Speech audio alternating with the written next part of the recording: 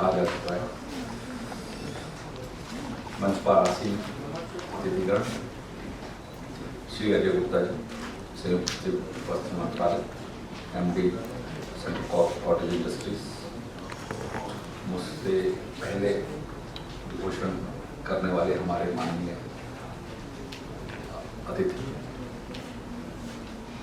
जो किसी मीटिंग के कारण यहाँ से जा चुके हैं, श्री नरसिम्हन साहब, CMD को अभी blood control of India, doctor Jitendra Kumar, MD वायरक, श्री नागराज, श्री चौहान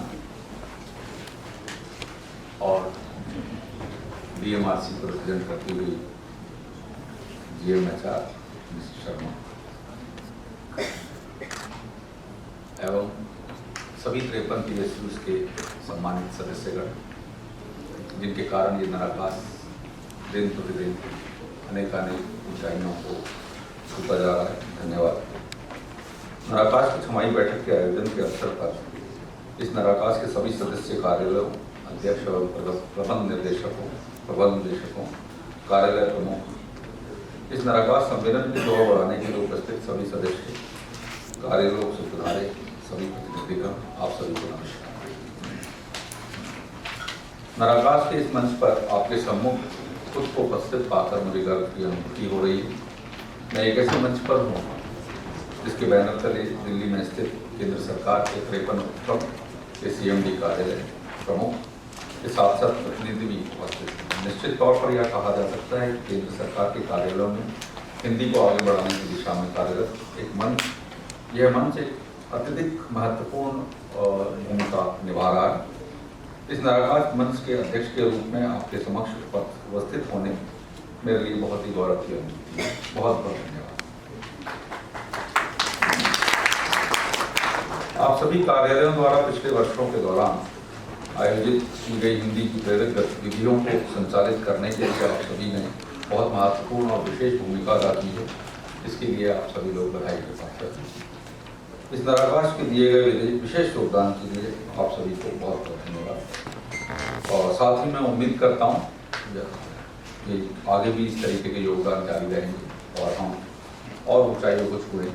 और जिस तरीके से माननीय सदस्यों ने और माननीय अतिथिगणों ने हमें बताया कि सेंटर ऑफ एक्सेलेंस और एक दूसरे से किस तरीके से हम भागीदारी करके हिंदी को आगे बढ़ाने में कुछ कार्य और कर सकते हैं, उसके ऊपर भी मैं चाहता हूं कि आप सभी ध्यान दें और हम सभी इस पर बैठकर चर्चा करेंगे और किस तरीके से इसके और आगे ले जाया जाए। और अगर कोई किसी PSU में कोई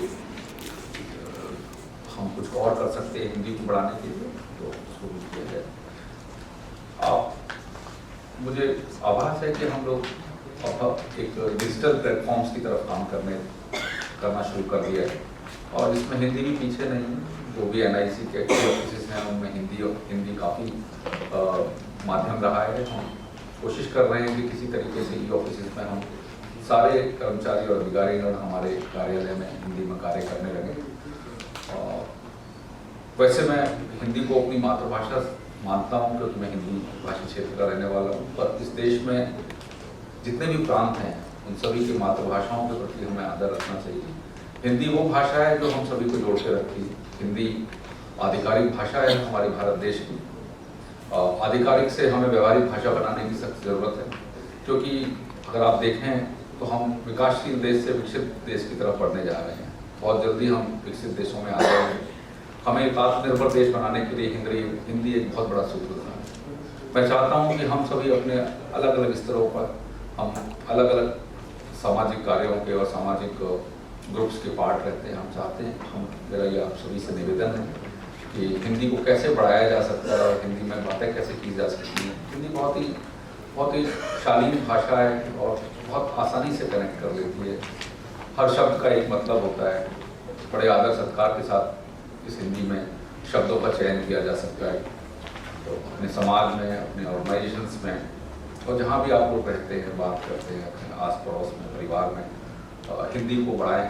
हम सभी लोग उसके एम्बेसडर्स हैं। हम सभी लोगों के माध्यम से हिंदी आगे बढ़ सकती है। अगर हम छोटे छोटे एफर्ट्स लेंगे तो इसमें कोई शक नहीं है कि बहुत जल्दी हिंदी हमारे देश की भाषा बन जाएगी। ना कि सिर्फ एक आधिकारिक भाषा है, ये एक व्यवहारिक भाषा बन जाएगी। कोरोना काल में भी नाराकास ने काफ़ी अहम भूमिका निभाई है, यह मुझे बताया गया, और काफ़ी गतिविधियाँ रही। ऐसे समय में गतिविधियों को जारी रखना मैं समझ सकता हूँ कि बहुत ही चैलेंजिंग काम रहा होगा नाराकास की समितियों के लिए, सदस्यों के लिए। बहुत अच्छा लगता है क्योंकि ऐसे समय में हमें, अगर हम कार्य करते हैं तो वो सचमुच हमारे समाज में कहीं ना कहीं एक चेंज, एक संदेश की तरीके से देखा जाता है। और इसके अलावा मुझसे पहले डॉक्टर साहब ने जो बताया कि ज्ञान विज्ञान की भाषा हिंदी को चयन करने में हमें तकलीफ होती थी, अब ये तकलीफ दूर हो चुकी है क्योंकि कंप्यूटर भाषा तो भाई एक बाइनरी भाषा है, ये तो ना हिंदी है ना इंग्लिश है। तो कंप्यूटर तो ऐसी चीज़ है जो हिंदी भी समझता है और इंग्लिश भी समझता है। तो विज्ञान हो या अर्थमेटिक हो या कोई भी चीज़ हो, हिंदी को चयन करना कोई कठिन काम नहीं रहा है। हमारे ज़्यादातर भारतीय, आप देखते होंगे IT वर्ल्ड में, गूगल से लेके माइक्रोसॉफ्ट तक सब हिंदुस्तानी लोग हैं, सभी को हिंदी आती है, सभी हिंदी में कार्य करते हैं और समझते हैं। हमारे देश के माननीय प्रधानमंत्री भी इस चीज़ के बहुत बड़े एम्बेसडर हैं कि किस तरीके से हिंदी को आगे बढ़ाया जाए।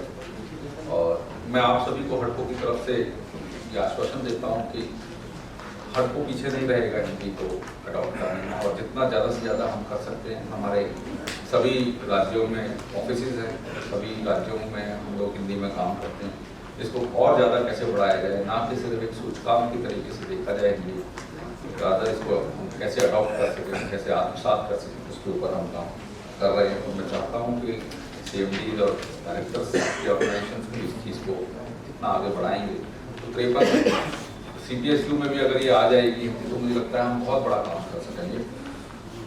और इसी के साथ मैं अपना ये घोषणा समाप्त करता हूँ। धन्यवाद।